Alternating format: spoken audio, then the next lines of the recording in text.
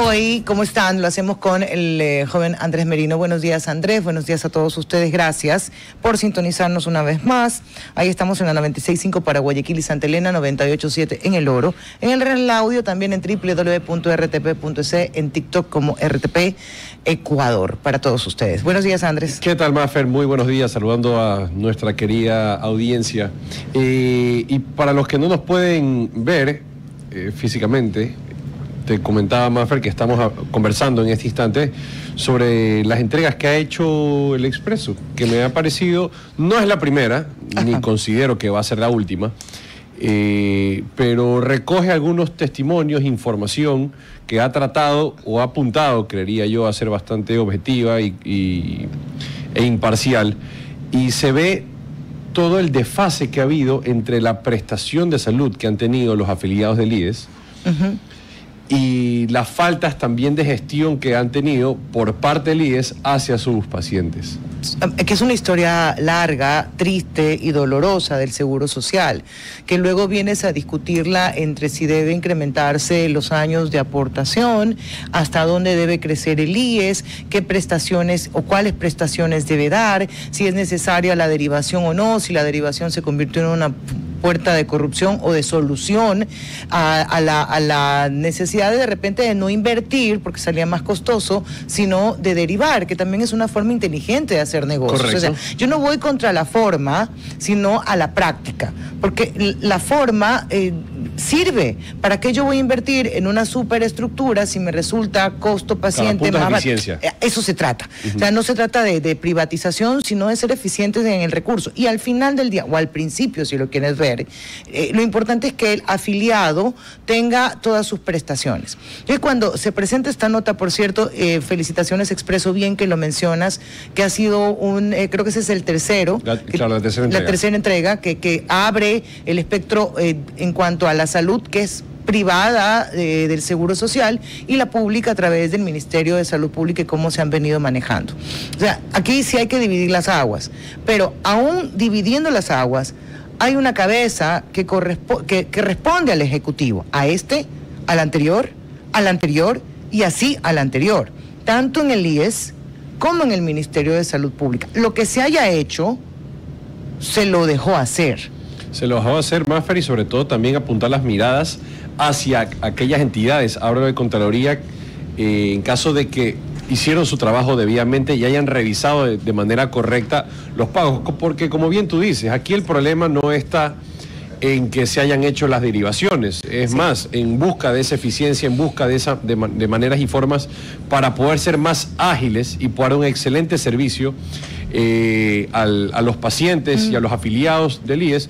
Es una metodología que yo te digo puede ser bastante válida. Funciona. Pero aquí voy a las formas y sobre todo a la manera en la cual no se dieron las debidas revisiones, no se dieron los contrastes necesarios para justificar sobre todo este tipo de egresos. Y te digo, acá habrá que recabar información por parte de Contraloría para ver las conclusiones que llegaron y qué medidas se tomaron desde ese año. Sí, pero además de eso, Andrés, yo decía que hay dos sectores, hay dos cabezas que son responsables en la administración de esos dos sectores de salud, pero también hay el contrapeso que son la fiscalización o la voz, en el caso del Seguro Social, del representante de los afiliados. ¿Dónde estuvo? Y en el caso del ministerio o los ministros de salud, porque esto es de vieja data lo que trae 2018, Diario Expreso. Si no es antes. Sí, bueno, sí, 2013. Estamos hablando desde, ¿qué? 12 años. 12, claro. 12 años. Entonces, tú tenías a los fiscalizadores que no son los asambleístas, pregunto yo. También, y tienes a la misma Contraloría. O sea, hay algunas preguntas que debieron responderse y hay varios responsables que lamentablemente cuando llega la hora final, pues no se les ejecuta como debe ser, incluso trasladándole el costo del perjuicio que le han tenido al Estado. Y en materia de salud, lo doloroso aquí y lo irrecuperable es que muchas personas que murieron y otras quedaron en una condición de inestabilidad producto de la falta de atención. Ok, dale. Sobre todo, Mafer, veremos en qué quedan estas entregas. Espero que el periodismo siga apuntando hacia eso, hacia hacer entregas con información válida, relevante, contrastada, sobre todo que sea objetiva. y si es que no se dan o si es que de oficio no se prestan las gestiones necesarias para que se den esas fiscalizaciones que acabas de decir, que este sea el punto de arranque para que empiecen a gestionarse. De acuerdo contigo. Dos noticias. La primera la voy a comentar nada más. Y el presidente de la República ha remitido ante la Corte Constitucional 4 de las preguntas para la consulta referéndum. Tiene que ver con el Consejo de Participación Ciudadana, el trabajo por horas y la disminución de los legisladores. Si se me está escapando una, creo que tiene que ver con las bases, que esa es de cajón, esa no hay cómo obviarla. Van 4 por lo pronto, y ya también se sabe el nombre de la jueza que lo va a tener que sustanciar. 11:10, luego ampliamos esta información porque ya está nuestro entrevistado acá en cabina. Nos acompaña el doctor Juan Carlos Quintana, él es magíster en Derecho Constitucional. Doctor, ¿cómo está? Bienvenido. Muchas gracias, muy buenos días. A usted, buenos días y gracias por acompañarnos. Yo digo que a veces por temporadas en nuestro país ciertos profesionales se ponen de moda, pero ustedes los constitucionalistas no han pasado de moda, por lo menos tienen 2 años que son los más llamados a los medios de comunicación. Enfoquémonos en algo, no en la discusión político-partidista, sino en cómo a través de la Corte se pueden mejorar leyes que le permitan al gobierno central, a este que está de turno y al que venga, tener una lucha directa contra la delincuencia, doctor.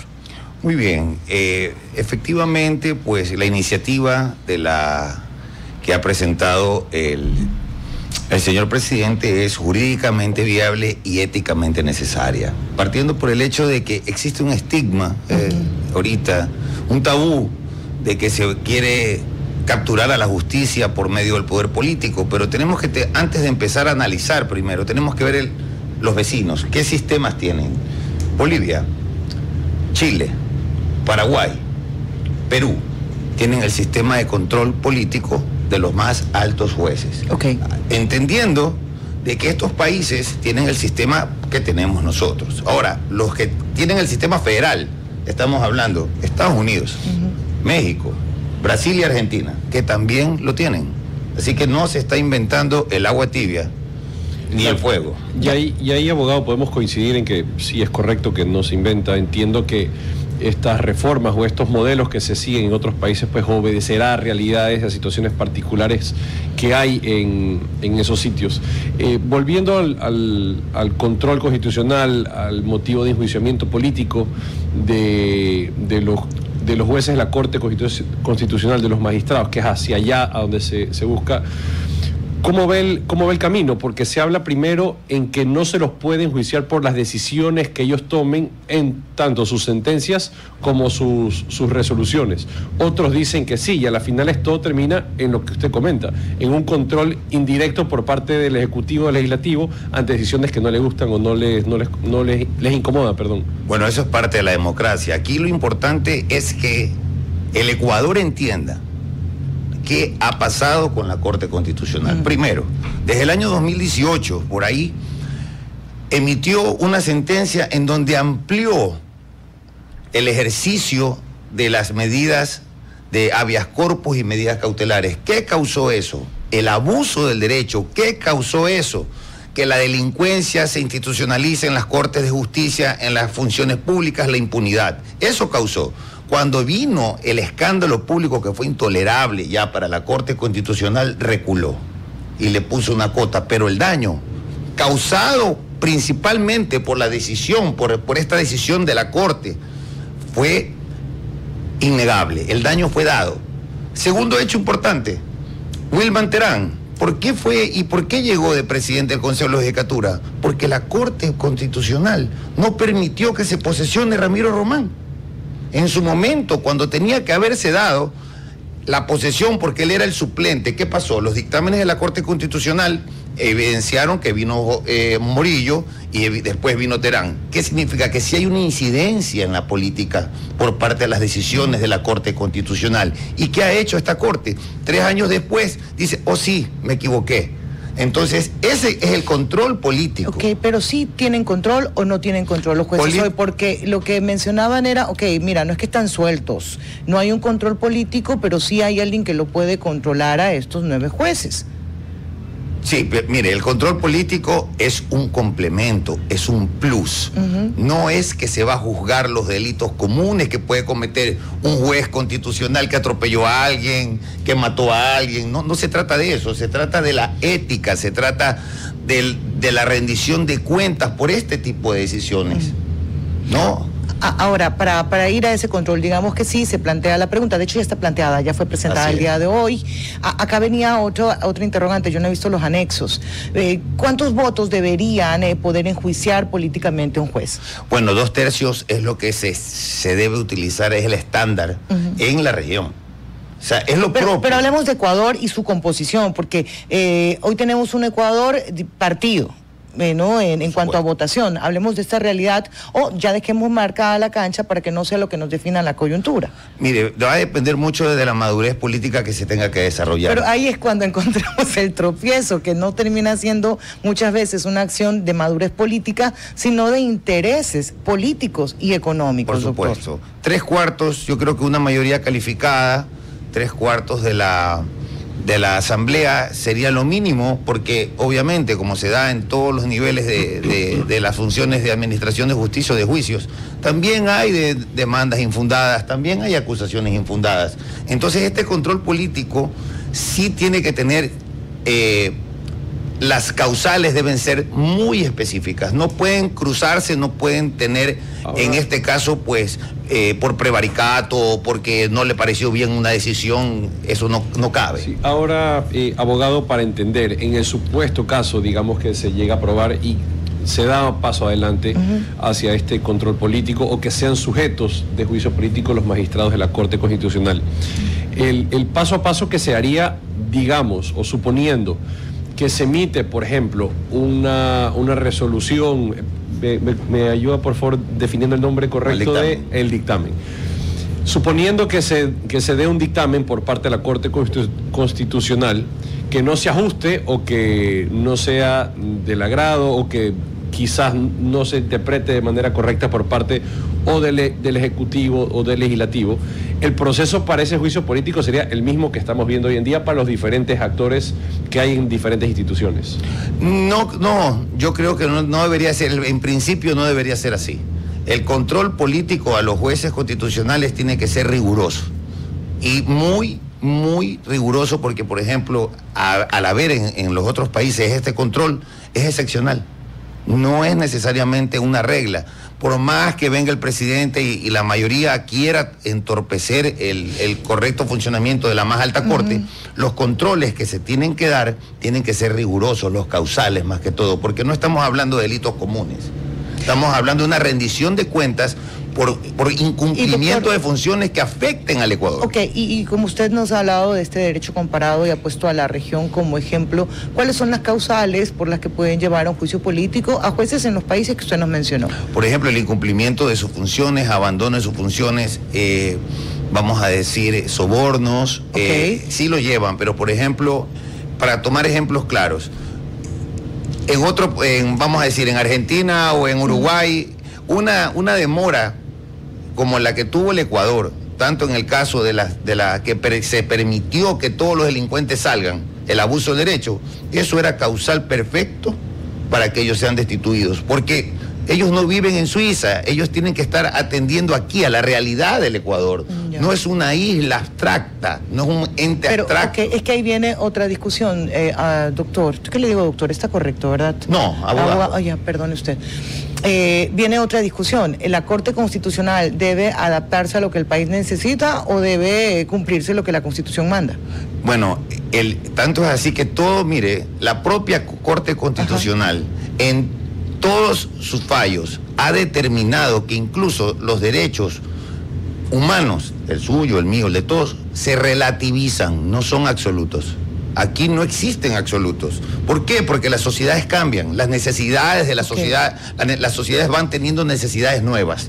Entonces, bajo ese principio de relativización, la flexibilidad de una corte tiene que abrirse a las necesidades de un país. Sin entrar en lo inconstitucional. Por supuesto, respetando, por supuesto, siempre. Y ahora le pregunto, ¿usted ha visto que en alguno de los dictámenes la Corte haya actuado de forma inconstitucional?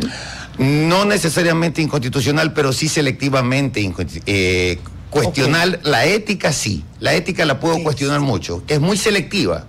Esa selectividad responde a intereses, a agendas, y eso es lo político. ¿Eso es lo políticamente correcto o incorrecto? Es lo que se tiene que ver. Claro, porque ya es difícil abstraer también esa composición política por parte de la Corte Constitucional, que lo tiene tanto miembros de la Corte como cualquier persona en el Poder Judicial. Y allí abogado, para que esto también vaya tomando forma, dentro de las gestiones que hace la Corte Constitucional, que las revisaba y hay un sinnúmero pues, de atribuciones que ellos tienen hoy en día, se habla también de que en su momento esta puede hacer parte o vuelva a... o regrese, perdón, a ser parte de la Corte Nacional de Justicia como una sala especializada. ¿Qué tan viable ve usted esa alternativa y si es que sería una forma también de que forme parte del Poder Judicial? Lo veo inviable, lo veo...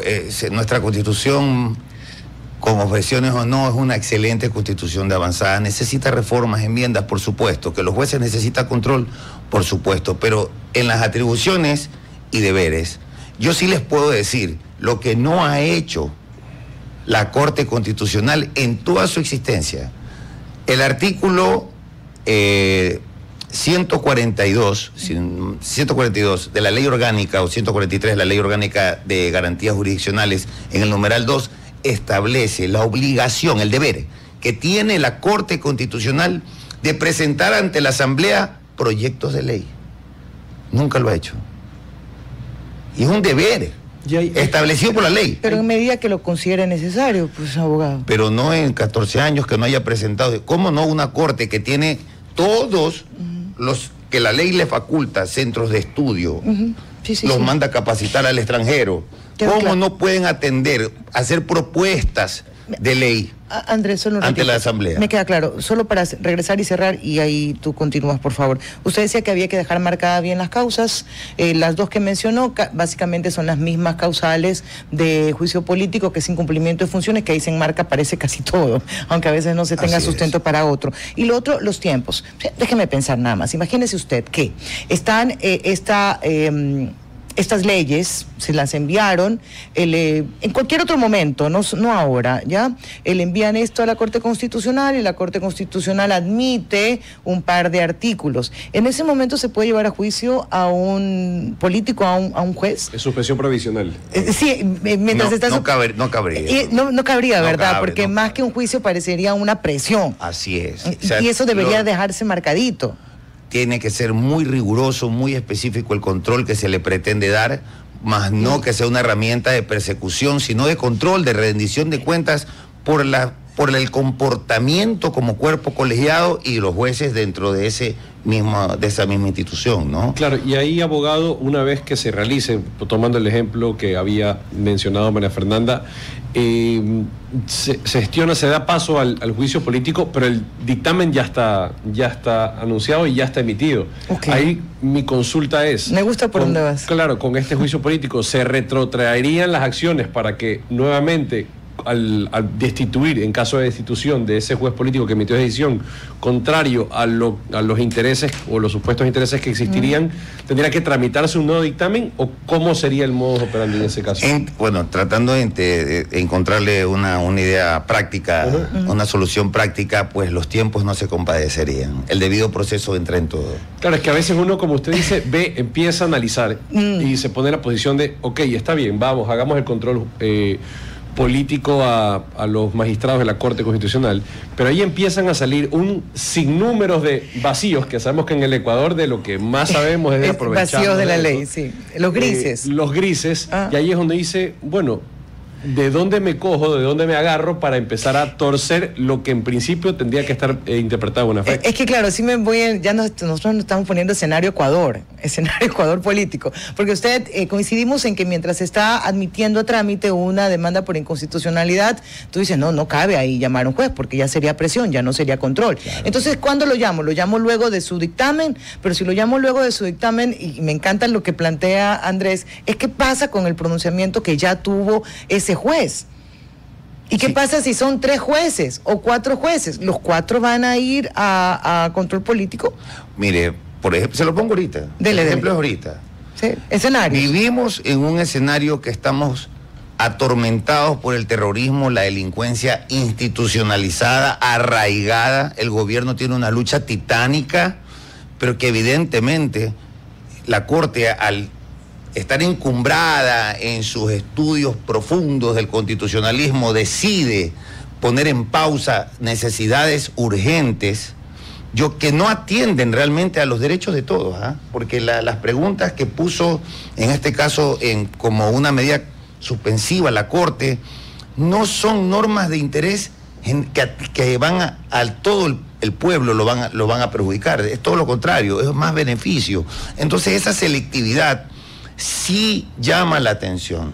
¿Por qué le llama la atención? ¿Por qué? Porque le explico, el artículo 3, numeral 8 de la Constitución ordena que la seguridad es una prioridad para toda la seguridad del Ecuador. Entonces, compadeciéndose la Corte, tal vez, sin entrar en este tipo de disquisiciones de que yo te suspendo o no te suspendo una norma, ¿por qué no mejor? Creo, previamente, viéndola, he visto muchos colegas que estaban mal planteadas las preguntas, que no pero no son sobre las preguntas, son sobre los artículos que estamos hablando, artículos de la ley. Sobre los artículos mal planteados, sí, por supuesto, pero ¿sabe qué? Las instituciones tienen diálogos.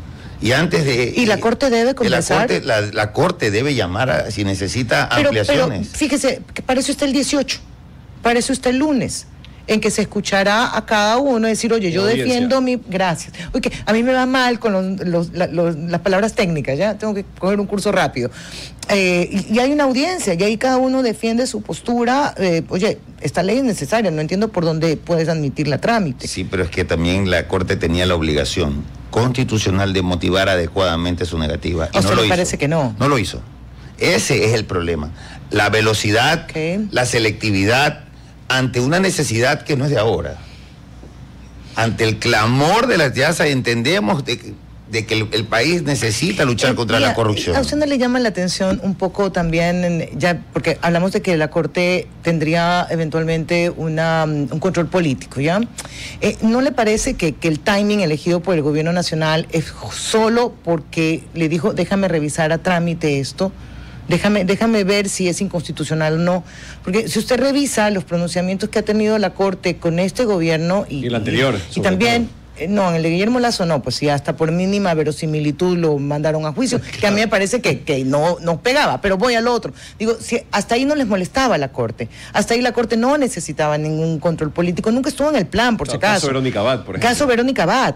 Sí, y el pronunciamiento de la Corte y Primicia sacó un porcentaje interesantísimo, no sé si es 46 o 66%, le dijo que sí al gobierno nacional. Y ahora resulta que luego de esta decisión, pues ya la Corte necesita hacer control político.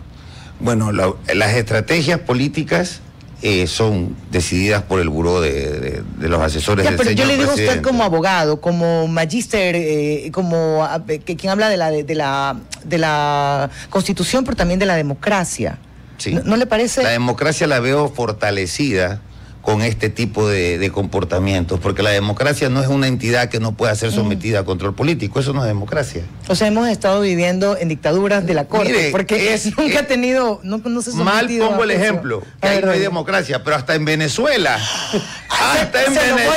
los senadores pueden llevar a juicio político a la Corte Constitucional. No, ya ahí sí, de eso no se regresa. Perdóneme, le voy a poner ese mal ejemplo, pero hasta allá que dicen que tienen democracia, que no la tienen este sistema. Ok. Pues se va a quedar para la historia. Eso, abogado, muchas gracias por haber estado con nosotros, por compartir. Un buen día para usted también. Juan Carlos Quintana nos acompañó esta mañana dando una lectura sobre la Corte Constitucional, sobre el momento político y la visión que cada uno tiene al respecto. Insistimos en que ya se han presentado 4 preguntas y al regresar de la pausa vamos a conversar sobre el sistema de salud. Pero antes, Andrés, breve. Brevísimo. Brevísimo. Ya, ¿tú has jugado chantón? Chantón, me suena, pero no sé si no ha sido bastante familiar. Que ponías, mira, a lo que llegué fue nombre, ciudad, ya el Ocho Locos yo también, pues.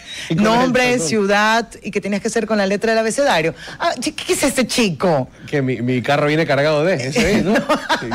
No. Pero bueno, la cuestión es que tenías que hacer, acá ponías nombre, ciudad, y te decían con la letra D. Entonces tú ponías nombre con D, ciudad con D, y así todo con D. Ya. De acuerdo al alfabeto. Creo que sí. Entonces, cuando tú ya habías llenado la cartilla o habías completado, tú le decías, párame la mano 1, párame la mano 2. Ya. ¿Por qué te hago toda introducción? Porque ya para en la mano con el tema de la Corte Constitucional.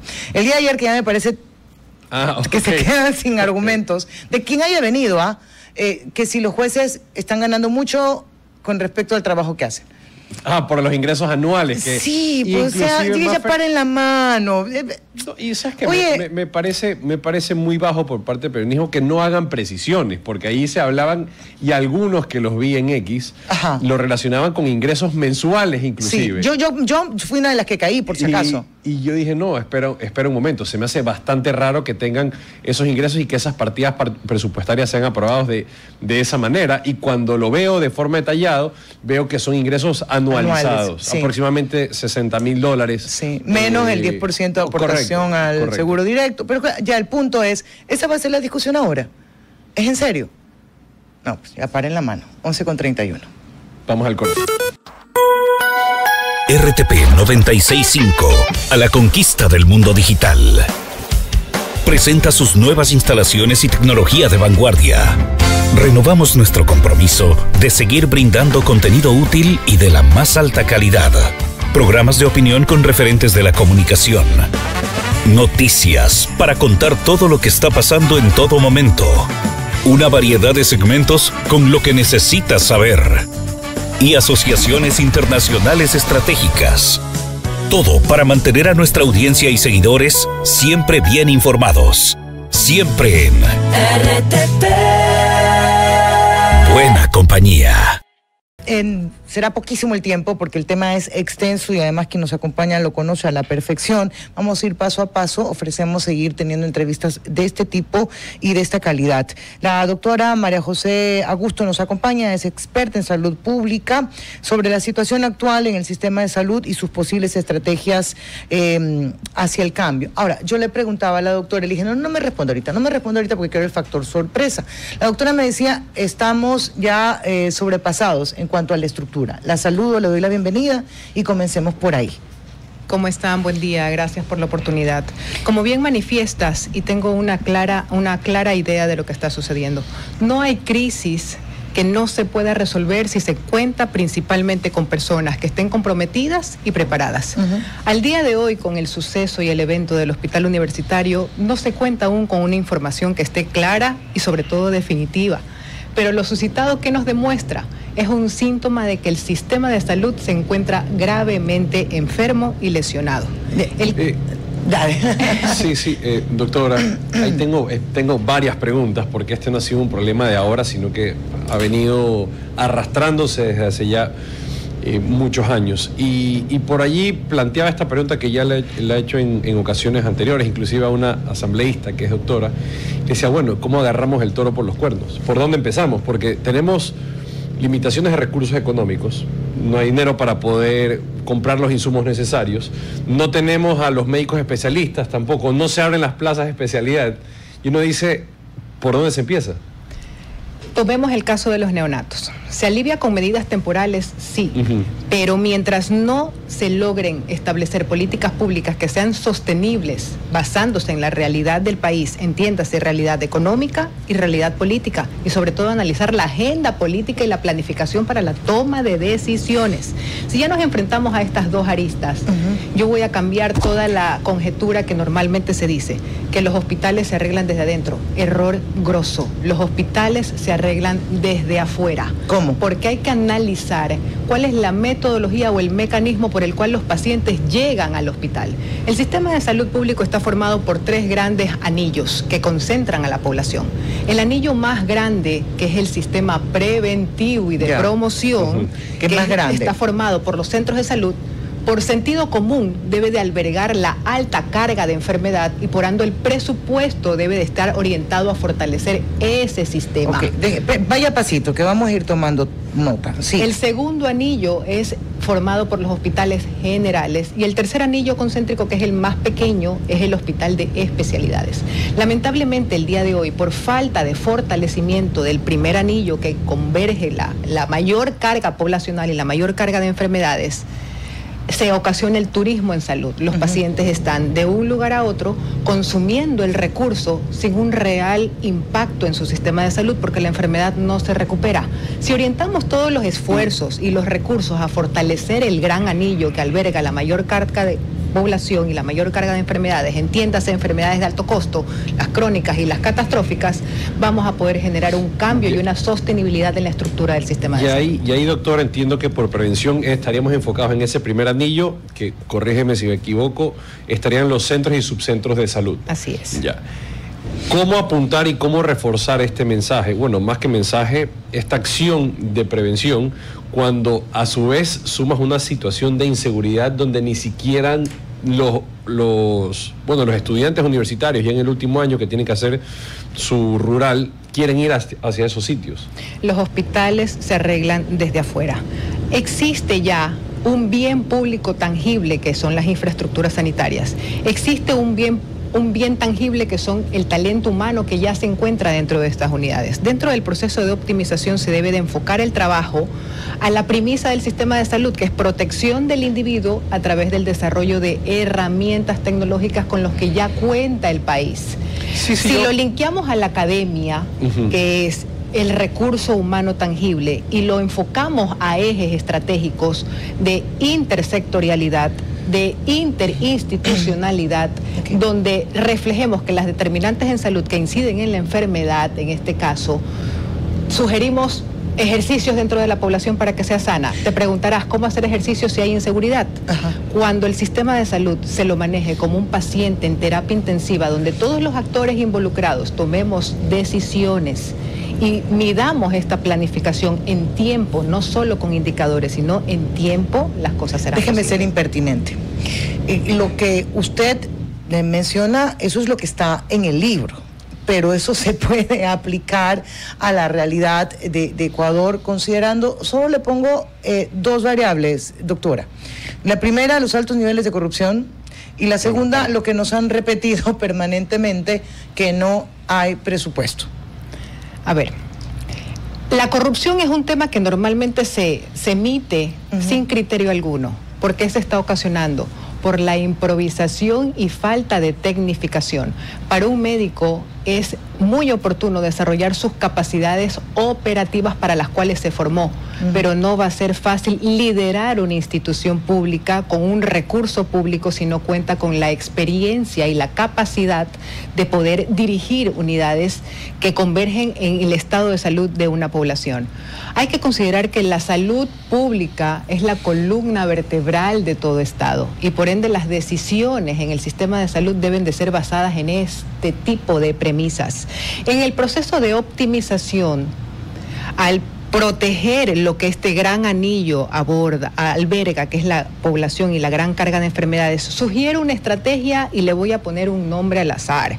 Ecuador Sano Avanza. Si le agregamos una tarjeta para el control de pacientes crónicos y catastróficos, vamos a lograr el ahorro del 30% de presupuesto al Estado. Y si a esto le sumamos un método o una herramienta tecnológica, utilicemos el blockchain.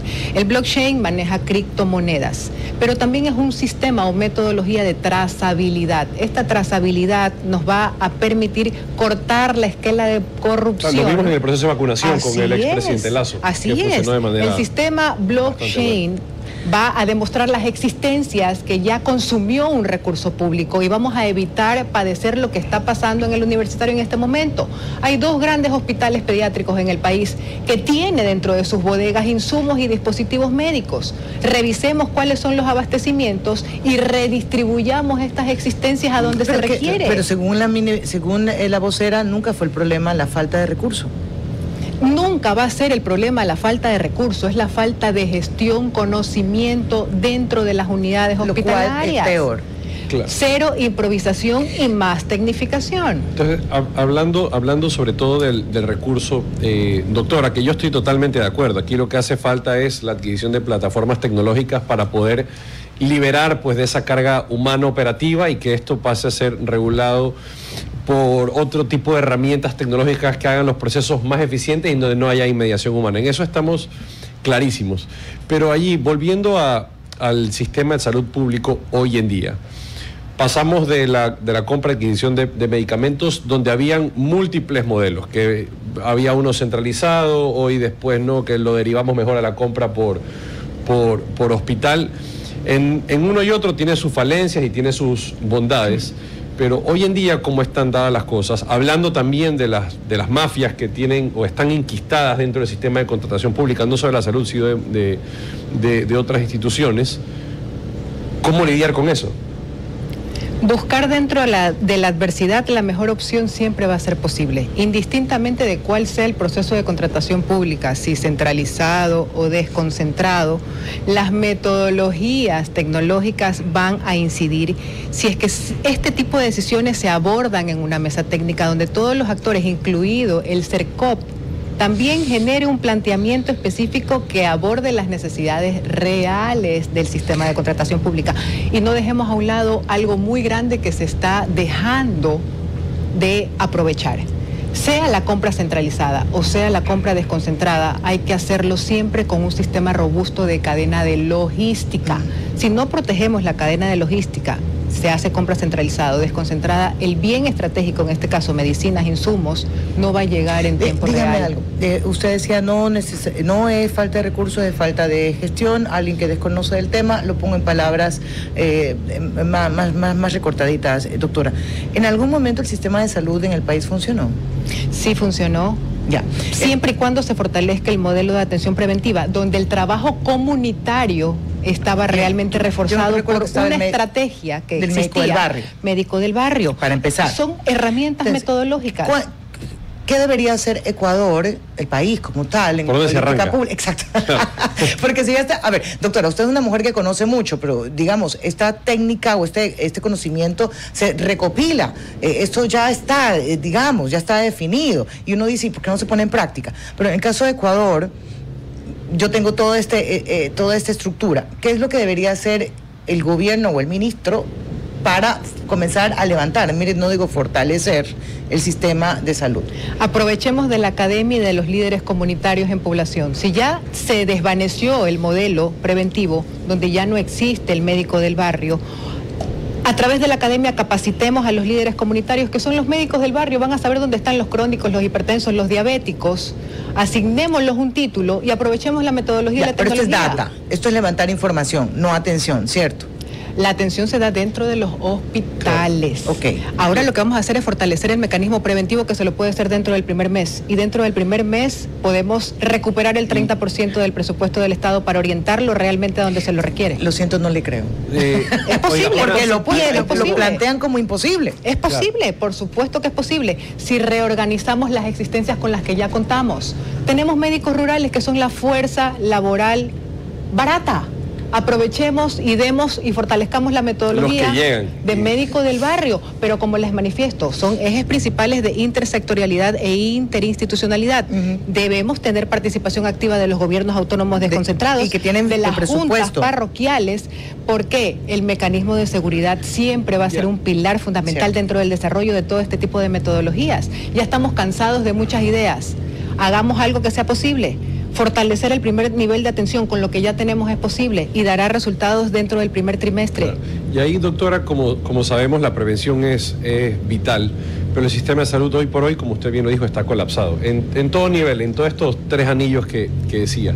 Yo quiero entender realmente cuál es el problema crítico que tenemos con los médicos de especialidad, porque también se necesitan. Sí, está bien, la prevención es uno de los ejes iniciales o por donde podrías arrancar, pero ¿qué hago con toda esta masa crítica de doctores o de médicos que buscan esa especialidad y no lo pueden hacer hoy por hoy? Eso es otra de las aristas principales a tener en cuenta dentro del desarrollo correcto de un sistema sanitario. La academia se ha desprotegido en dos horizontes. Estamos sacando muchos médicos generales que ya definitivamente al momento no son necesarios y colapsan las unidades e incrementan las tasas de desempleo, pero se ha desprotegido esta arista de promover la formación continua de especialidad y subespecialidad dentro del país, y más bien estamos perdiendo fuerza laboral porque se están yendo. Pero ¿cuál es el meollo en ese problema? ¿Por qué no sea la especialidad? Es que fue una cosa tan absurda que en la universidad no se hicieron los posgrados. Correcto. No se permitió. O sea, es que eso yo lo vengo escuchando, por eso es que me quiero dar contra el planeta, porque lo vengo escuchando por lo menos hace 8 años, mínimo. El reclamo decían, hello, queremos especializarnos. No se abren las plazas. Y tú decías después, hello, solo hay un cardiólogo en Tulcán. Entonces tú decías, ahí está el problema, y no es nuevo. No hay escrúpulos ni coherencia dentro de las decisiones. Es una barbaridad. Pero déjame preguntarle voluntad política. Todo, lastimosamente, reduce en eso y el problema es mayor cuando pasa así. Digamos que el gobierno central ahora no tiene mucho flujo, los gobiernos seccionales están teniendo sus transferencias, ya sea en bono o medias atrasadas, pero las están teniendo. Se puede trabajar con las juntas parroquiales, con las alcaldías y prefecturas para levantar el primer anillo.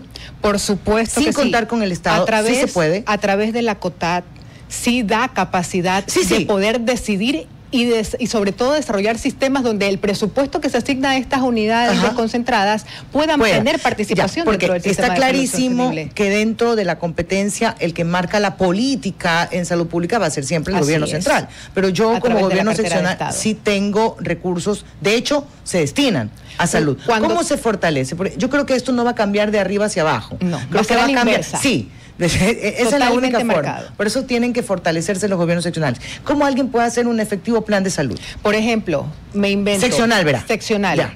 Empleemos Guayaquil, que es el territorio que estamos pisando. Bueno, este es Daule San Borondón. Estamos ahí, pie a pie. Cuando el municipio trabaje sobre las determinantes sociales. Pero díganos qué es una determinante. Salud, una determinante social, me invento. El mercado que está cerca de X cantidad de viviendas genera desperdicios. Estos desperdicios van a procrear parásitos. La parasitosis es un problema de salud pública que es prevenible si trabajamos sobre la determinante social que incide en el problema de salud. Vamos a prevenir y por ende la enfermedad no se va a producir. Agua segura, municipios saludables. Alrededor de la metrovía, ¿qué hay en determinante social? El ruido que genera problemas en salud mental, problemas auditivos. Entonces, en planificación territorial, los municipios tienen mucha injerencia en todas las decisiones que ellos toman. Si trabajamos sobre el sistema preventivo desde todas las aristas en el nivel concentrado y desconcentrado, la solución no va a estar dentro de los hospitales como siempre se lo está enmarcando y se lo está manifestando. El lápiz está en nuestras manos para poder generar el cambio y sí es posible hacerlo con conocimiento y experiencia. Dígame algo, siempre recuerdo que una de los valores que se consideraba era cuántas camas por habitante necesitaba un país y que había un déficit. Me imagino que seguimos en el déficit, pero sí, me imagino que seguimos incrementando el número de demanda porque hemos roto nuestra salud preventiva. No son las infraestructuras o el número de infraestructuras las que marcan un cambio, sino la solidez del sistema y lo principal, el talento humano con el que cuenta el sistema. Las estructuras lamentablemente están subutilizadas y por falta de procesos de optimización colapsamos el sistema. Entonces todo es un círculo vicioso que debería de convertirse y aprovecharse en un plan de mejora continua, donde todos los actores de la gran red, dependiendo de la arista y de la controversia que se surja desde donde se lo analiza el problema, porque distinto va a ser para el enfermo el problema, distinto va a ser para el Estado el problema, distinto va a ser para el especialista el problema, distinto va a ser para la alcaldía el problema. Sentémonos y manejemos el Estado y el sistema de salud como un paciente en terapia intensiva, donde mis responsabilidades, donde cada quien asume una responsabilidad sin cruce de actividades. Luego hay una repetición. Por supuesto, que a mí me parece que es un desgaste, pero horroroso, entre MIES, Ministerio de Salud y municipio. Sí, duplicidad de funciones. Sí, que bien, o sea, no quiero decir que no sirven al final del día, porque pudieran ser más eficientes. Debería de analizarse un proceso de sumación.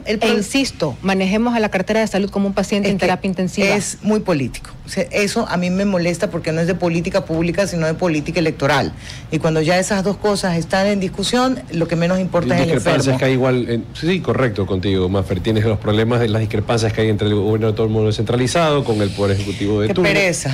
Lo humano hoy en día debe de estar por encima de lo político. Siempre, claro, siempre. Oye, me gusta ahí verte en el centro, Andrés. Me gusta que dirijas tú. No, tú eres la que diriges siempre, Maffer. Me gusta verte ahí. ¿Verdad que se ve lindo?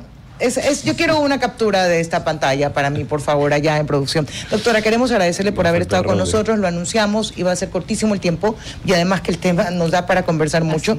Veámonos en otra oportunidad y hablemos ya del segundo anillo para ver cómo lo tratamos. La salud pública más que estadística son las vidas que cuidamos. 100% así es. Agradecerle siempre a ustedes por acompañarnos, por estar presentes. Hay mucha novedad, Andrés Merino ya tiene... Te decía que ya tengo el decreto que fue enviado, donde están recogidas las preguntas para la consulta popular que todavía está por definir la fecha, entendería que sería entre noviembre y diciembre. No, pues no depende. Déjame solo terminar de agradecerle a la doctora María José Augusto, experta en salud pública. Ahora sí, dime qué. No, te diría que tentativamente de los tiempos que se han manejado, creería que sería en noviembre o diciembre, la consulta popular está recogida y con su respectivo anexo también la pregunta relacionada con el juicio político a la Corte Constitucional, donde también habla y especifica de un proceso reforzado y las causales van a ser incumplimiento de funciones cuando se haya cometido delitos sancionados mediante sentencia ejecutoriada, así cuando se determine, y esta es bastante interesante, Maffer. Dale.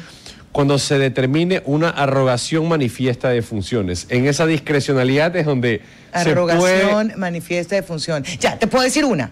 ¿Cuál? Que se me viene así, flash. Cuando la Corte... le solicita y le requiere. Cuando la Corte le solicitó al Gobierno Nacional, créese una comisión de seguridad, se me ocurre esa. Oye, ya tengo mi foto. Esta señora Patricia es lo máximo. Ya tengo la foto con el niño Andrés y con la doctora. Ahí está, mira. Es genial. La seguidora número 1, te digo, buenísimo, le mando saludos. Sí, una bella. Muchísimas gracias. Una divina, es un dulce. A las 11:56 nos despedimos, que tengan un buen jueves. Siempre es momento para abrazar, respire desde lo más profundo. Mira tú. Pero siempre es buen momento para abrazar y decir te quiero. Me gusta la filosofía. Pero yo aplico esta, cuando sé que soy culpable te digo, te perdono. Y un abrazo. Gracias, un abrazo, te perdono, aunque es mi culpa. Gracias.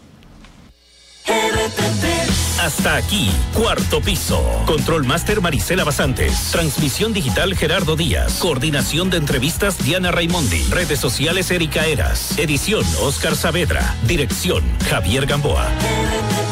Todos los derechos reservados. RTP 2025.